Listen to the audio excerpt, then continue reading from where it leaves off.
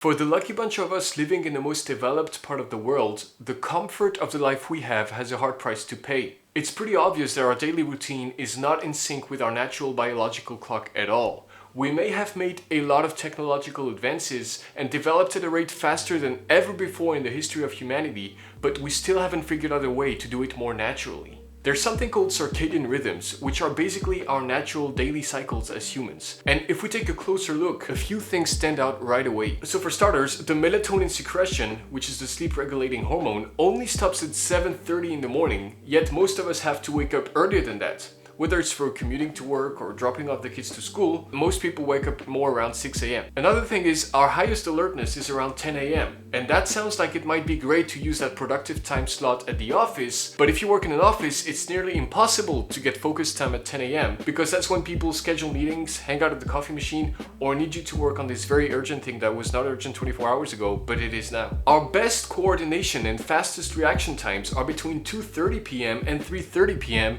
but most of us are usually sitting at a desk around this time, so what's the point of having good reflexes there? And finally, the melatonin secretion, to put us back to sleep, starts earlier than we think, around 9 p.m. But many people like to watch Netflix until much later in the evening, sometimes even falling asleep watching TV. So what does this mean for our brain and our body? In this video, we're focusing on how to better sync our everyday schedule around our circadian rhythm so that we can develop a more natural routine to increase our productivity and well-being. But before that, a quick backtrack on why and when our natural inner clock foundation started being challenged. This really started with the advent of industrialization and later mass production. You take a guy like Henry Ford, who changed the face of the automobile industry and by extent of America. To reduce costs and increase production of his cars, Henry Ford borrowed a tactic from the meat packing industry and implemented it in the assembly line in his manufacturing plant. This revolutionized the industry, and it came with another groundbreaking concept: the $5 day wage for an 8-hour shift. From now on, almost anyone could make a guaranteed fixed income every day by working for Ford. And this revolutionary offer also meant one thing: you had to clock in and out of work. You were expected at a certain location at a certain time to get to work and only leave 8 hours later. Does that sound familiar? So you take that concept and let 100 years of more industrial, technological, and societal development do their job, and you get exactly to where we are today. Most of us work in offices, spend our days staring at a computer screen for 8 hours per day or more, and a fixed salary. Literally, our entire schedule is centered around our 9 to 5 because we need to make money. And is this approach working? Well, unfortunately, not really. 17 million annual sick days are lost due to work stress, depression, or anxiety. That's not very productive. 6 in 10 workers in major global economies experience workplace stress. In one study, 34% of workers reported difficulty sleeping because of stress. Not getting enough sleep can cause a negative mood, low energy, difficulty concentrating, and a general inability to function as usual. Now, of course, it would be too easy to blame all those problems solely just on the 9 to 5, right? As we know, there are also wars, revolutions, inflation, bad and scary news everywhere. Technology and social media have never had a larger place in our lives, and the speed at which we are expected to process information and consume content is extremely stressful and anxiety-inducing in and of itself. And you add to that fast food, pollution, people being scared of their neighbors, and you get a recipe for life stressed beyond reason, basically. And granted, those factors are part of the problem.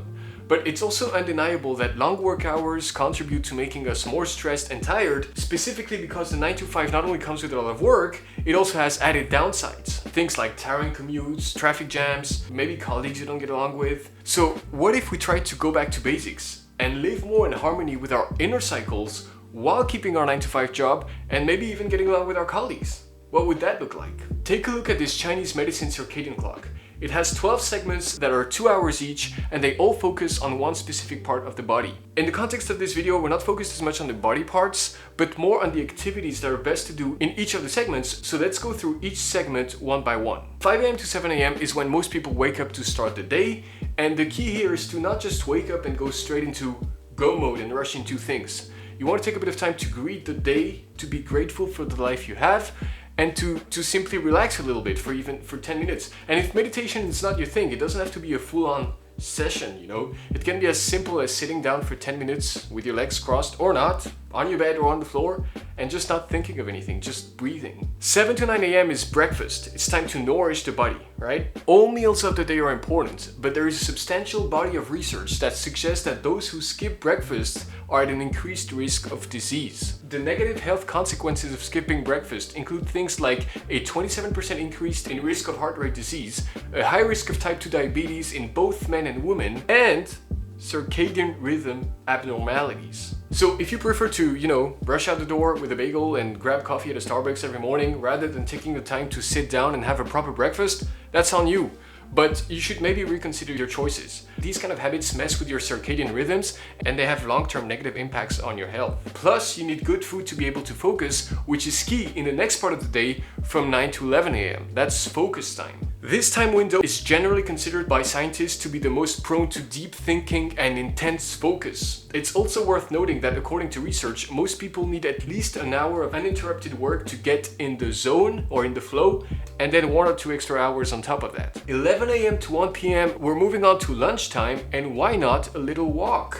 That's right, Aristotle, Einstein, Darwin, Seneca, Steve Jobs, they all used walking as a way to clear their minds and getting revolutionizing ideas. Another upside of walking, you don't have to be a genius, it's surprisingly compatible with office life. Just ask your colleagues if they want to go for a quick walk outside or even around the building inside. You'll be surprised how many people are interested.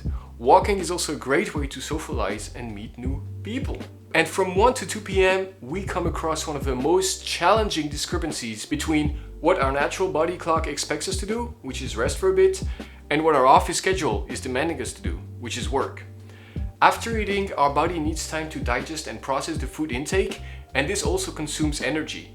That's why we tend to feel a bit tired after eating, and that's why our body would love us to take a nap after lunch. Obviously, the problem is napping at the office is not a very popular approach, although it's possible, but it's just weird. But again, it's about making a conscious effort to be more in sync with your internal clock. Maybe you don't have to nap at the office, but you can take 10 minutes to sit and just rest on a bench outside in the sun, or maybe you can just sit at your desk, stay on your chair, and just listen to calming music for 10 minutes. From 2 to 6 p.m. our energy is restored. A lot of people who go to the gym like to do it after work, after the office, usually around 5 p.m. And based on our circadian rhythm, that's actually not bad at all. That's when our body has the greatest efficiency and muscle strength, so that's great. We also get a lot of our focus back right around the beginning of the time slot. 3:30 p.m. is our fastest reaction time of the day, so focusing on a good balance of workload and on a good focus, that's a good balance to find there. 6 to 9 p.m. it's time to wind down. A good wind down routine starts around 2 hours before bedtime and usually includes 3 core components. Number 1, turning off screens. The blue light coming from our device screens has been shown to disrupt our circadian rhythms. Number 2, doing mindfulness exercises. About 10 minutes before bedtime, turn down the lights and practice mindfulness,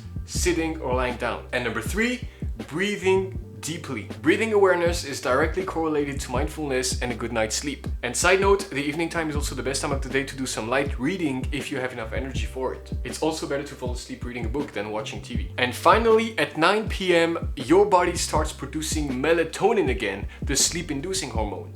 And here again, there's a big discrepancy between what we are used to do and our natural cycles, because many people like to wait until way later to go to bed. The thing is, it's not as bad to go to bed late as it is to wake up later in the morning because we're tired from watching Netflix the night before. Many people who go to bed later tend to oversleep the next day, and this can lead to waking up with sleep inertia, which is a transitional state between sleep and wake. That's why people who sleep in the morning don't necessarily wake up less groggy and are often more irritable than people who are used to waking up at the same time every day. So what now?